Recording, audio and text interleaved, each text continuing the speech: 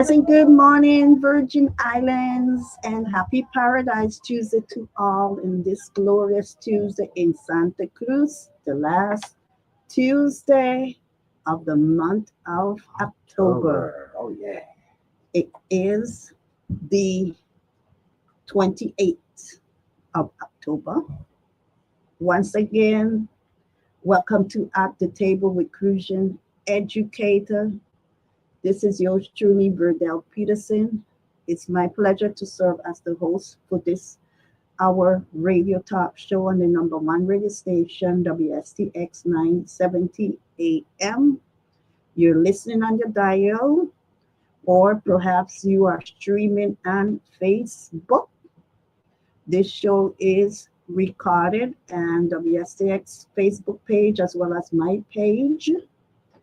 It's a pleasure. You are welcome to call in.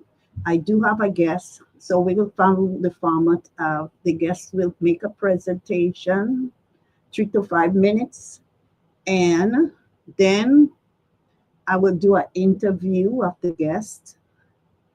And afterwards, you may call in. The numbers are 340-773-0490 and 340-773-0390.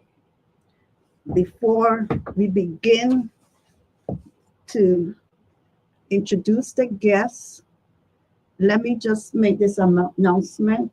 This is still National Breast Cancer Awareness Month, and there's an event that's upcoming, and this event has been organized by the Eastern Stars of St. Croix that have partnered with YAG, the Yvonne Ashley Galabier Foundation. The event is called Bolding for a Cure, and it is going to take place on November 1st at the 10 Pins Bowling Alley. If you are wishing to see a cure for breast cancer and to support this organization in fundraising, I recommend that you get these numbers. You can sign up and form your bowling team. Here are the numbers: 340-514-6287 or 340-226-6116. Again, 340-514-6287 or 340-226-6116. Bowling for a Cure. Your cooperation would be greatly appreciated. Now, as I said, I have a guest and I'm waiting for the guest to come in. Let's see. In the meanwhile, let me tell you more about what we are going to be discussing. This is the director of Virgin Islands Bureau of Economic Research. Is he going to come in now? Yep. Okay, so I'm awaiting the guests to call, to enter, and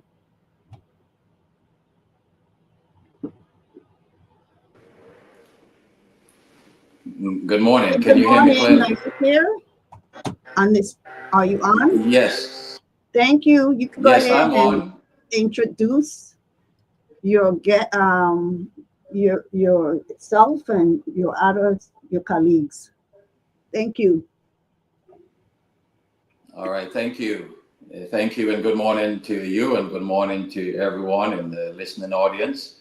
It's indeed a pleasure for us to be on with you today from the Bureau of Economic Research here at the government of the United States Virgin Islands.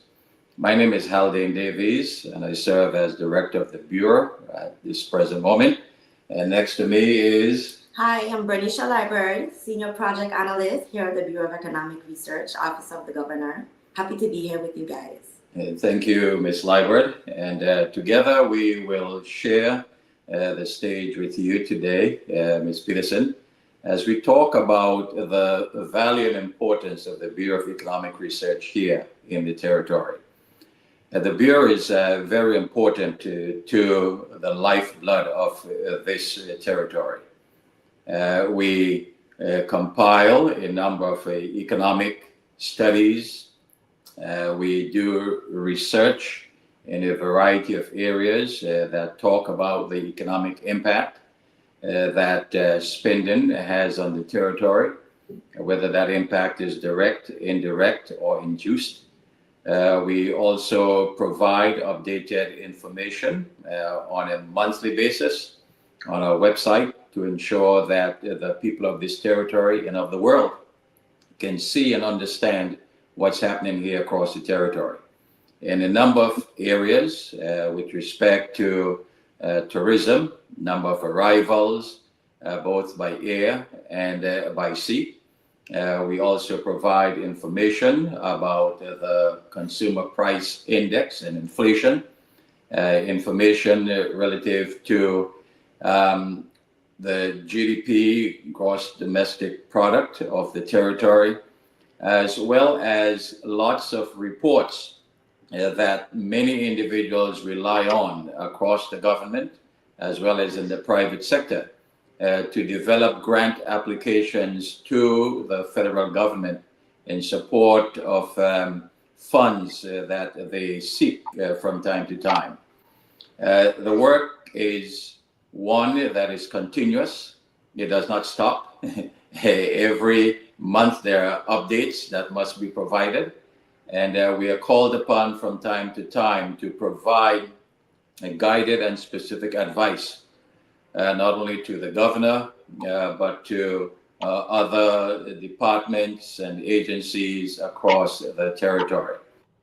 Ms. Liebert, you've been working on a few projects lately, so maybe you can share something about whether it's an exit survey or carnival survey or anything else that's really meaningful and that you're passionate about.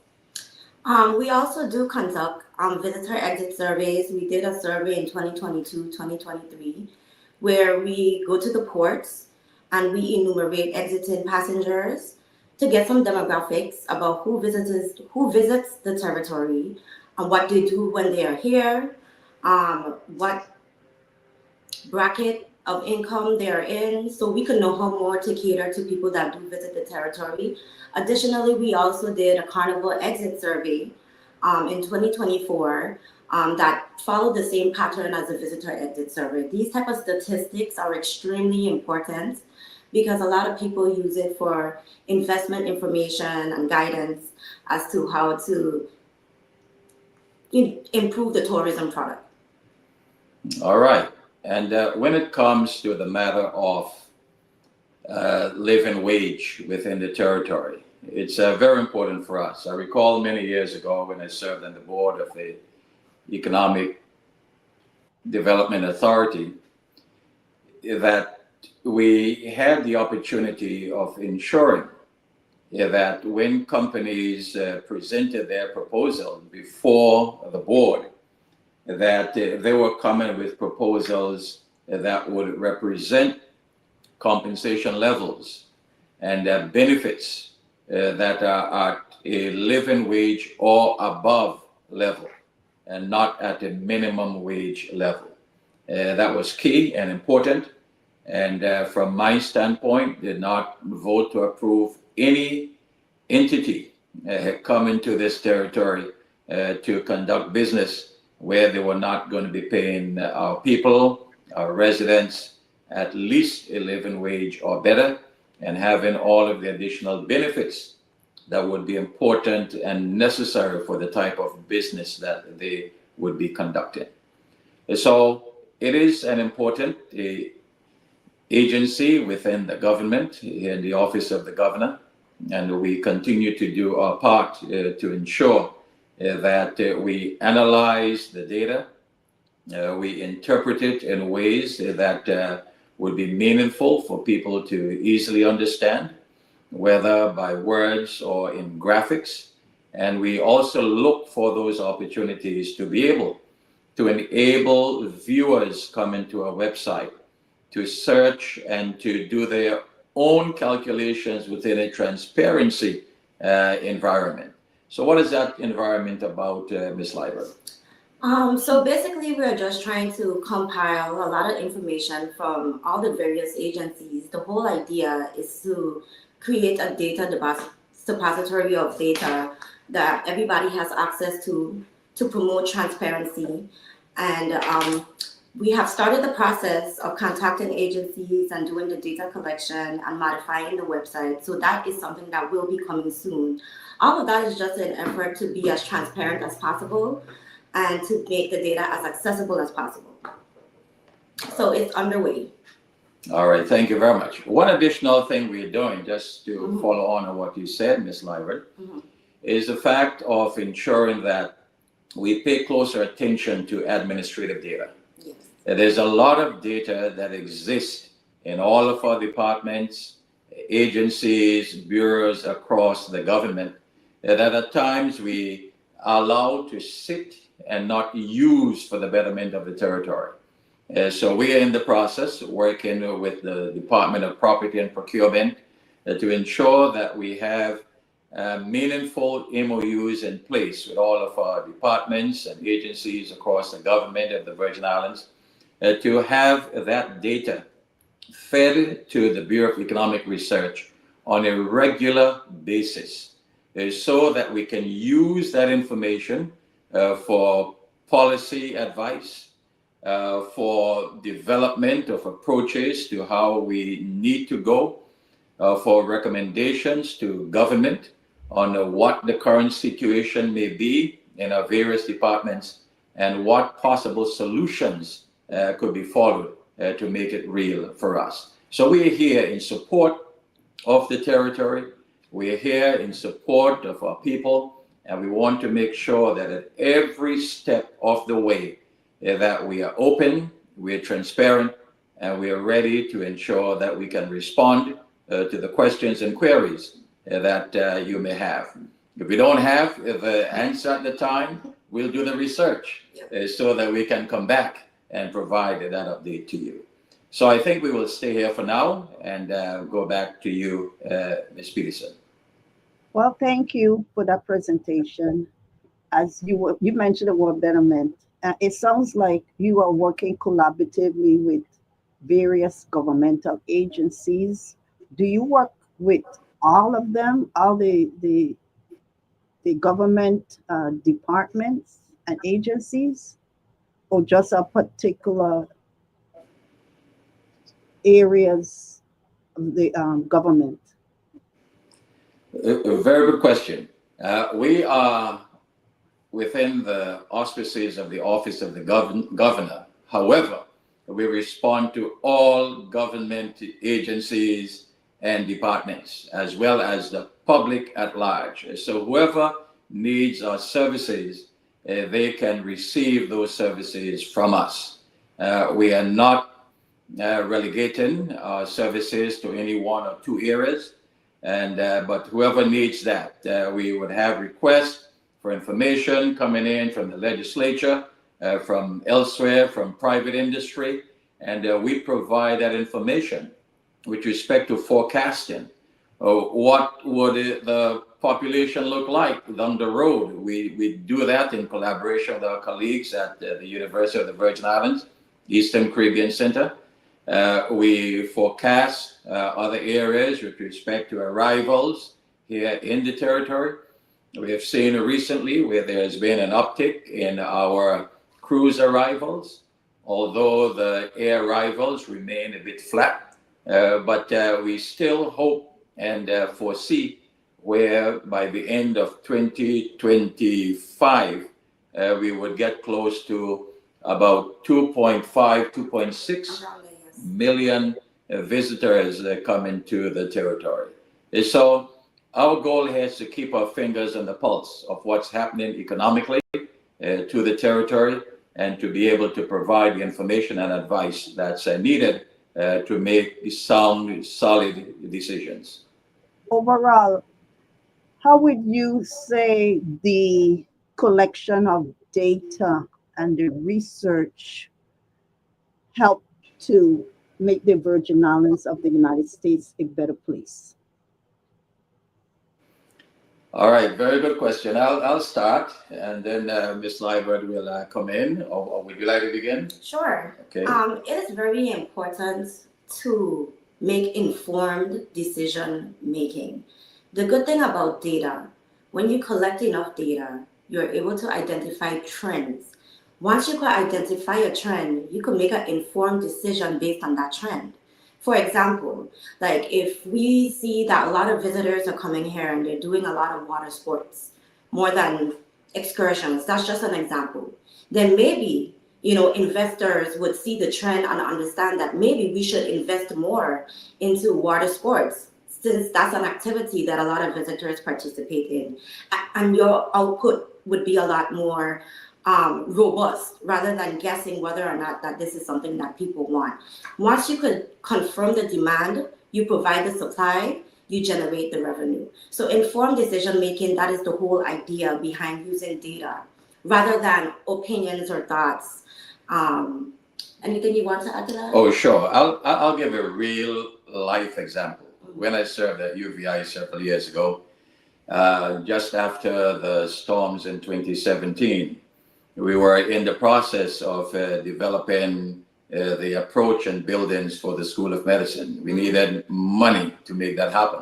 Right. So as the lead principal investigator on our grant to the Federal Economic Development Administration, Right. U.S. Department of Commerce, we liaised with the Bureau of Economic Research, looked at the information that they had available about the territory.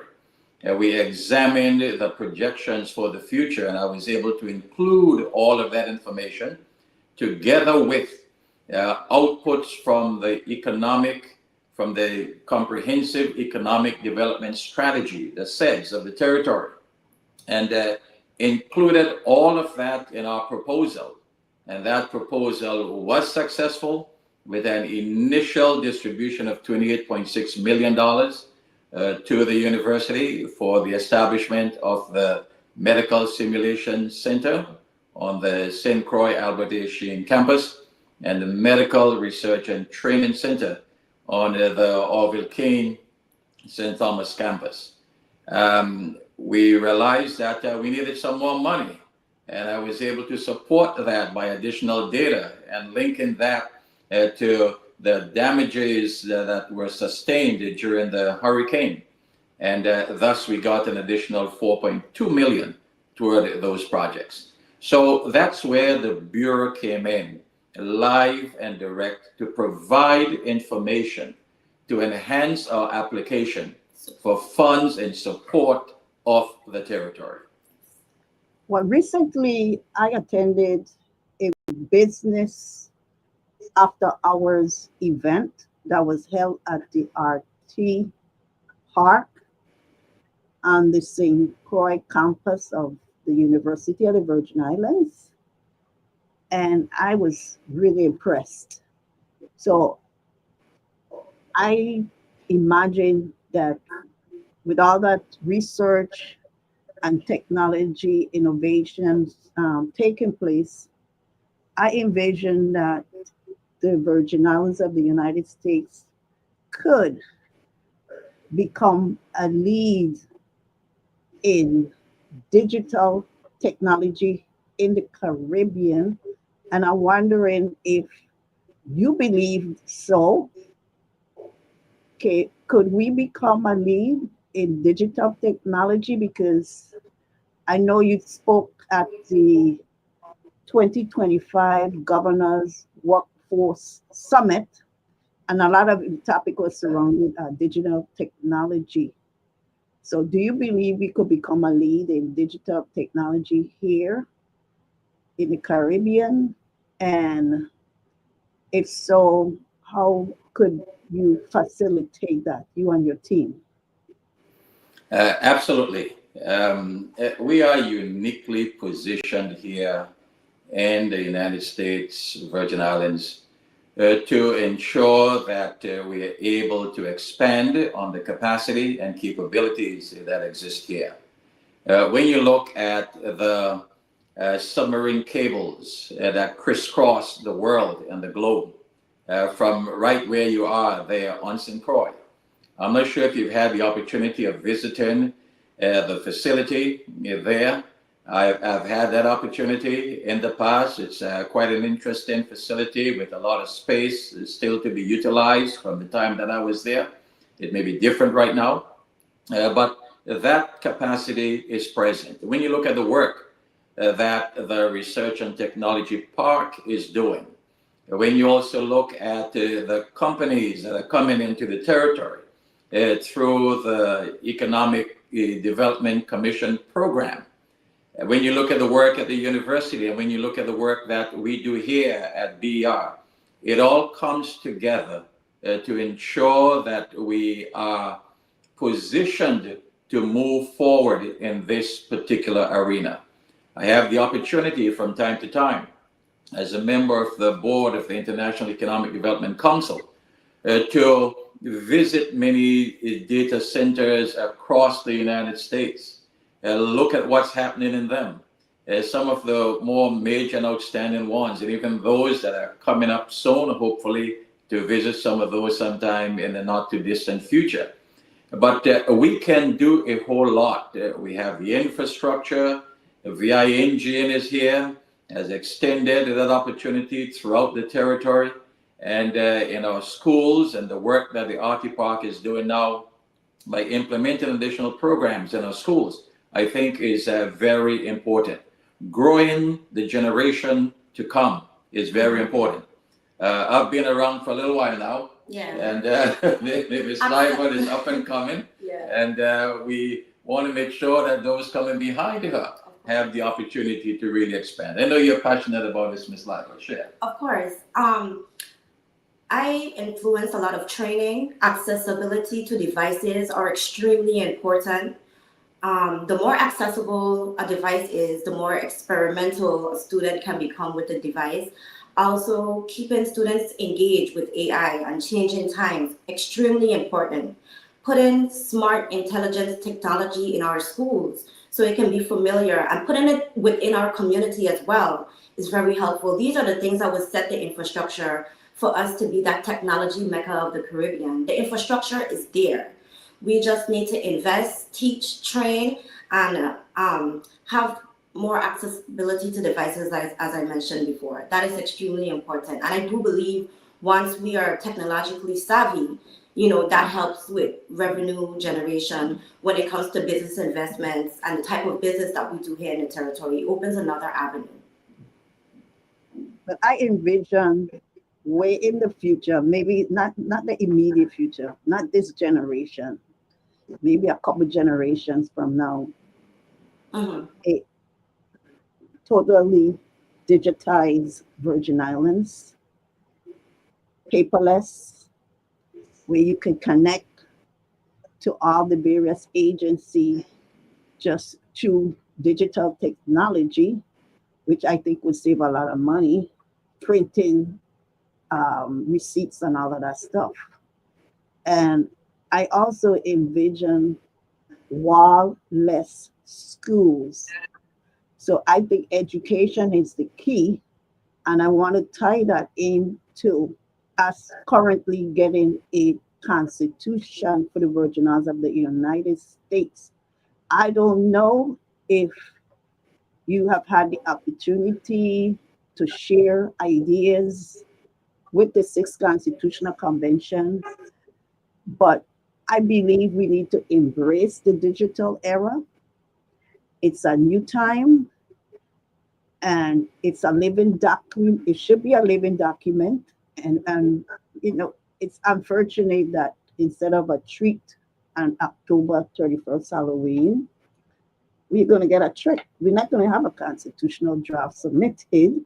However, my question is, In terms of all these things you have been doing, is there any suggestions you have, any proposal that should be included in a draft for our Constitution?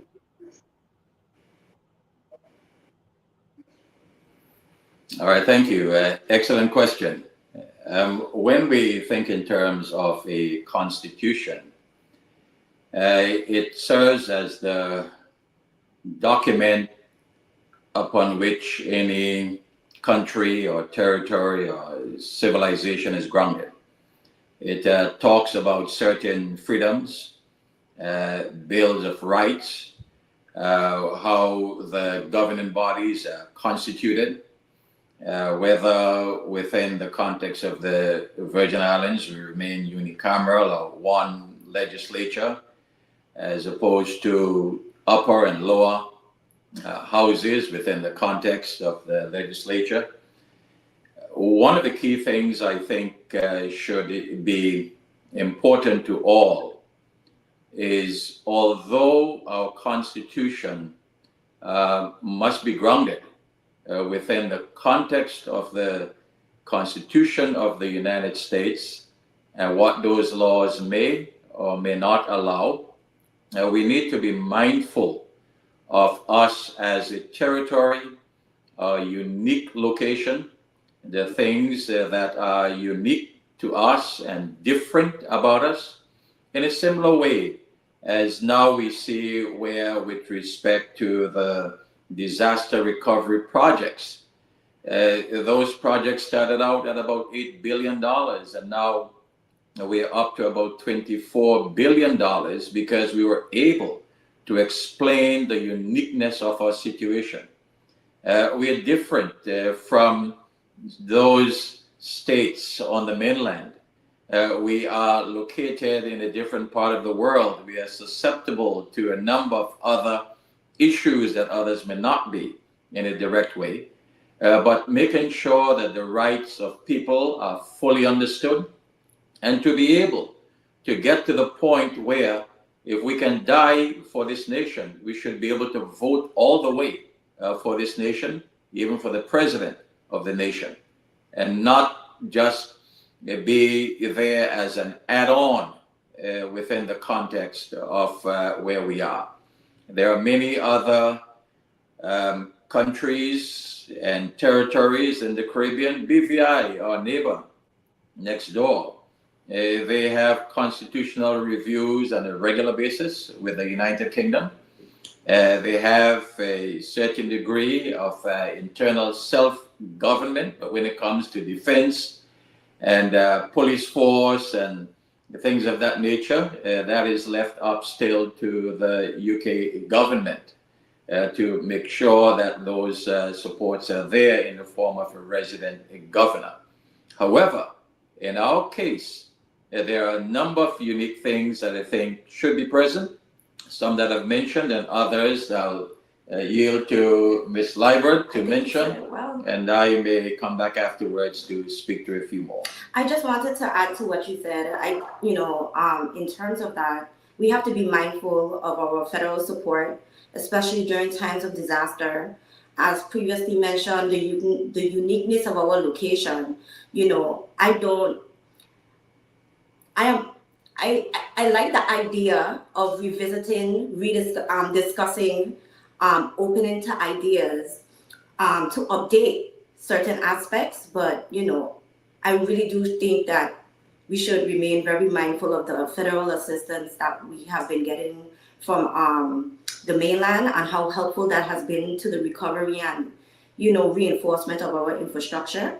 And that's about it. Anything else you wanted to add? Certainly. Any constitutional reform should definitely include the people. Yes. It is fundamental. We must hear and see the voices of the people in a document for the people.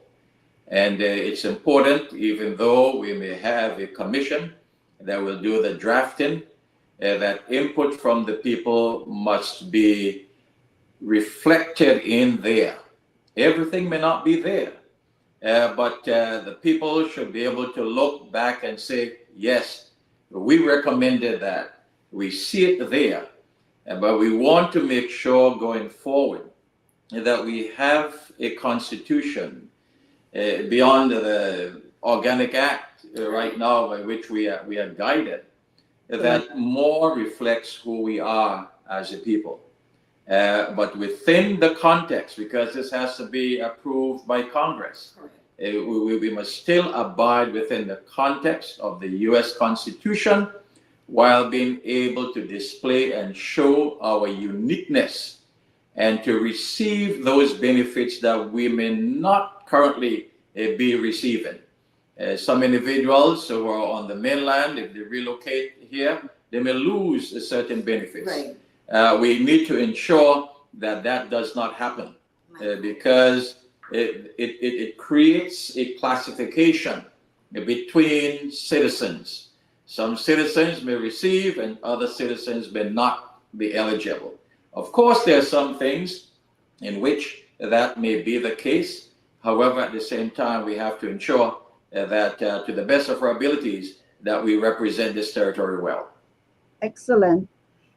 I was disappointed when I heard that the Sixth Constitutional Convention was requesting an extension of time and more money, because my understanding the deadline to submit the draft would have been the last day of this month, October 31st. However, that apparently is not happening. I'm still waiting for final update on that matter. Nonetheless, every disappointment, I believe, is a blessing in disguise because it gives us an opportunity to offer ideas that they may not have thought about, the delegates. And I want, as I said, it's a living document. The US Constitution is about 250 years old, and it's still in effect. We're still using it, but obviously it's only been amended 27 times. But obviously we live in a time now that it's way different from what those founding fathers imagined. And I would like to see the document reflect this digital era. That's why I was asking, have you had any opportunity to offer data in terms of digital technology, in terms of funding, federal fundings to the convention? All right, very, very good question. From my standpoint, I have not received any specific request. I'm not sure if the Bureau received any specific requests before my being here for that. However, the information that we have, there's lots of information on our website that individuals review on a regular basis. However, if there is need for additional information, we will certainly be willing to provide that information. I certainly concur with you. Could you repeat the website again? The website is www.usviber.org. Thank you. You're welcome. I would encourage all of you listening to go to that website and get the information. Knowledge is power. And also, our email, if you want to send us an email for any type of data request, is berdata@ber.vi.gov. Well, I would like to send in a letter requesting how we could collaborate, as I am a community activist and I like to know more information, more data about the population is that we have in this Virgin Islands. I don't know what percent of the population are is actually people born in the territory, and what percent of the population are non-natives. You have any kind of statistics on that We about are, we are the population? we are currently working with colleagues at the Eastern Caribbean Center at the University of the Virgin Islands, who, on behalf of the government and the Office of the Governor in the past, over the last 30, 40 years, have been the ones conducting the census for the territory Right. and the community surveys. So the most recent Virgin Islands Community Survey of 2023-2024, that data is currently being assessed and evaluated in collaboration with the colleagues at the Census Office in Washington, D.C. However, there has been a halt to that because of the current government shutdown. And Right. even from our standpoint, in advancing a number of other initiatives with our federal partners, that's at a standstill right now. However, what I would say is we'll be presenting testimony.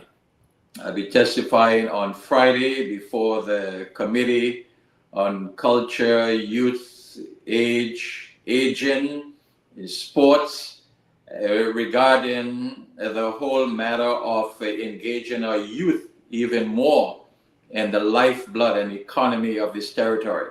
And I'll be sharing quite a lot of statistics at that particular time. So I would encourage you and your listeners to tune in.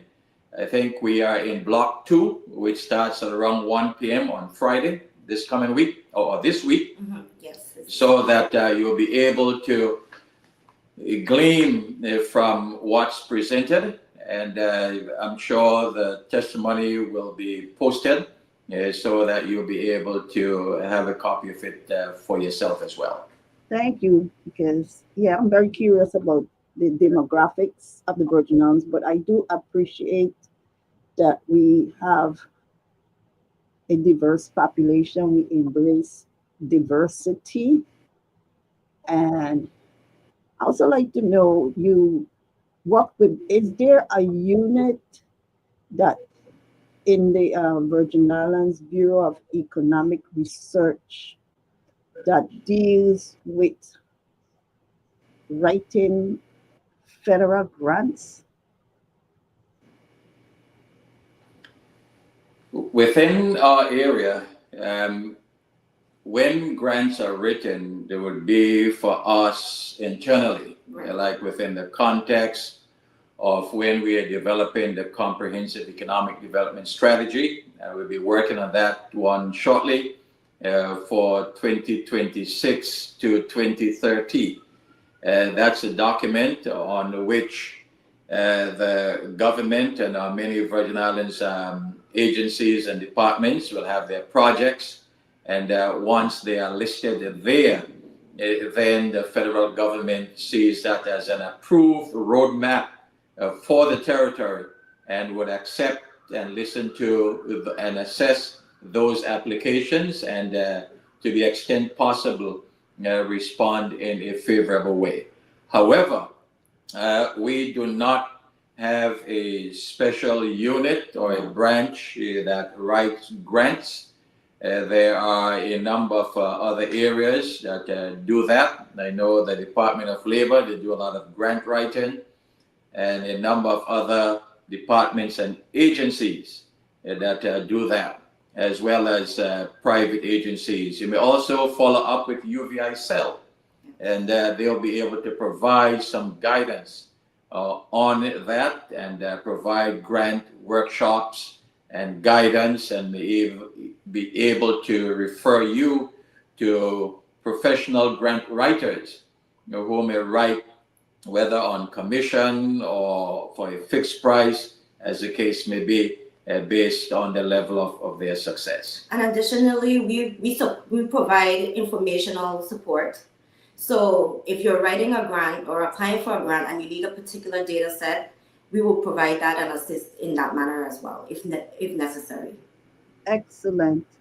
Well, I think the community needs more, in general, civic education. There's so many different agencies and departments, and I believe you mentioned the word transparency.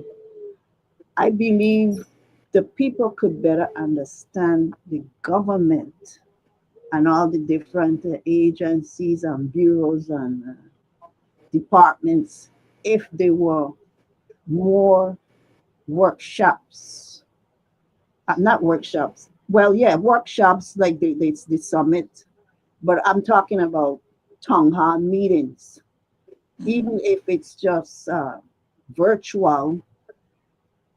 But I have never heard of the Virgin Islands Bureau of Economic Research ever conducting a town hall meeting. Is that something you wish could happen? Or is that ever a thought?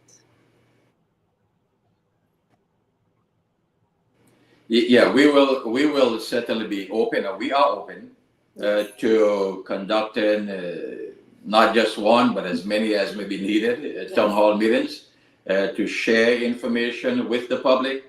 Our information is publicly available, and it's on our website, and any additional information to answer and respond directly in real time to questions that the public may have.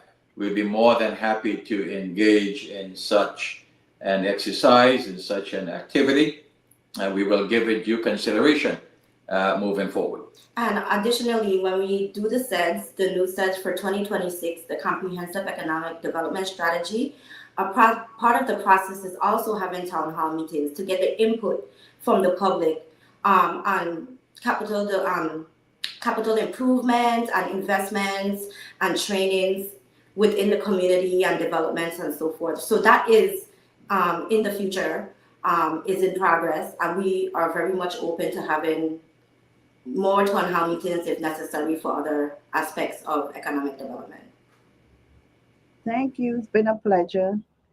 I appreciate your appearance today, and it's about 9, so I'm going to let you wrap up, and hopefully we'll have you on again. And I look forward to a workshop or a town hall meeting so that we can learn more about the Virgin Islands Bureau of Economic Research. But again, all those of you who are listening, there is a website, Knowledge is Power. You can go to the website and learn more. So again, thanks for being here. You can wrap up and give your final words. Would you like to go first? Sure. Thank you for having me. I really enjoyed the conversation. On the topic of digital leading the future for the youths, we also have to keep in mind that energy and digital growth goes hand in hand. So that's another aspect that we should discuss and keep in mind. And I love the conversation. Thanks for having me here. Again, my name is Bernicia Liebert, Senior Project Analyst here at the Bureau of Economic Research, and it was a pleasure. Thank you, Ms. Liebert, and thank you, Ms. Peterson, for the opportunity to share with you and your audience. It's really been a pleasure. I always enjoy interacting with people, having conversation, having discussion, and hopefully next time we can be face to face, whether in studio or at a different location where people can come physically and interact with us. I like that one-on-one conversation with people.